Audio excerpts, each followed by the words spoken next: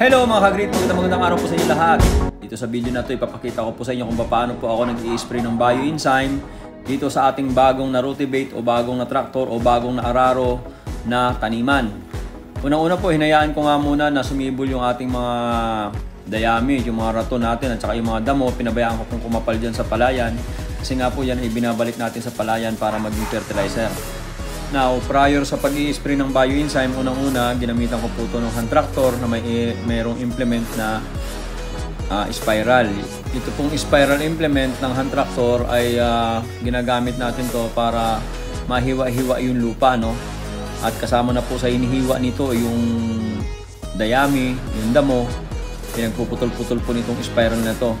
Then after po ng spiral, hindi pa rin po tayo pwede mag-spray ng bioenzyme noon kasi most probably meron pa rin po mga damo yan na buhay at meron pa rin tinatawag na lifeline. So ang ginagawa po natin dyan ay nilalagay naman natin ng implement na paddy wheel yung hand tractor at yun na po ang ginagamit natin para lumapat yung mga damo at madurog yung mga damo bago tayo mag-i-spray ngayon ng bioenzyme. So today is January 10, 2024. Nag-spiral po tayo ng January 9, 2024.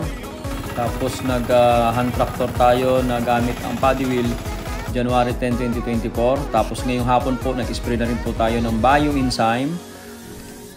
Dalawang takip ng bioenzyme po ang in-spray natin dito sa ating field. Kita nyo po, kasama na po dyan sa ikinalat natin yung mga dayami pa natin nung nakaraan na nag-tracer tayo kasi nga po tracer ang ginagamit ko dito at hindi po harvester.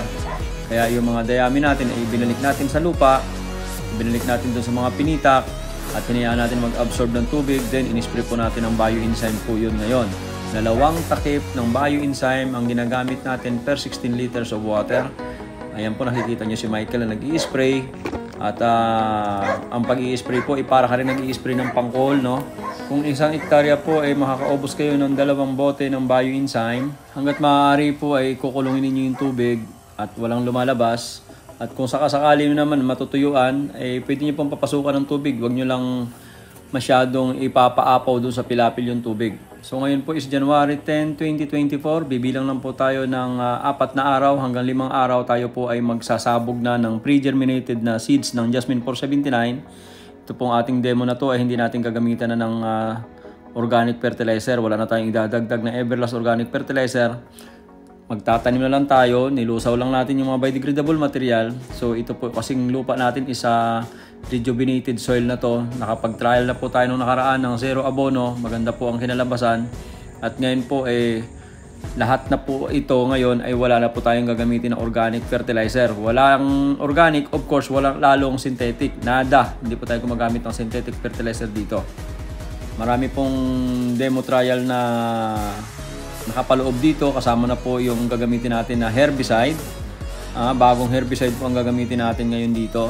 So direct seeding po ang ginawa ko kasi marami nagre-request na kung ano po ba ang protocol sa direct seeding, kung paano natin nakokontrol yung damo, paano nangyayari na 25 kilos per hectare lang ang seeding rate natin. So yun yung mga bagay na ipapakita po natin dito sa inyo para nang sa ganun makatulong po sa inyo kung kayo po ay nagda-direct seeding.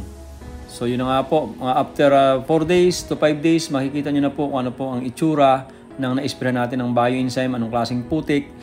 Nakita nyo naman kung gaano kakapal yung damo, kung gaano kakapal yung dayami. At after 4 to 5 days ay malalaman na natin kung ano na po ang pagkakaiba ng putik. At doon po makakapag-decide na po kayo kung kayo po ay gagamit ng bioenzyme, kung ano po ang magiging epekto rin nito sa inyong palayan.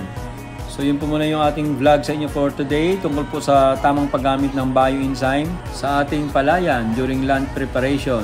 So abangan nyo po yung karugtong po ng mga vlog na to para makita nyo po yung resulta at baka sakali makatulong din po sa inyong pagsasaka. Yan po yung ating vlog sa inyo for today. Huwag nyo pong kalimutan mag-subscribe sa ating YouTube channel, Noel Agri TV. At mag-follow po kayo dito sa ating page, Noel Agri TV. Doon sa mga followers at sa mga subscribers, maraming salamat po sa inyo panonood at hindi po kayo nagsasawang manood dito sa ating munting channel, Noel Agri TV. Thank you very much mga ka-great. Lagi natandaan sa ating munting channel, Noel Agri TV. Farmers, kayo po ang bida!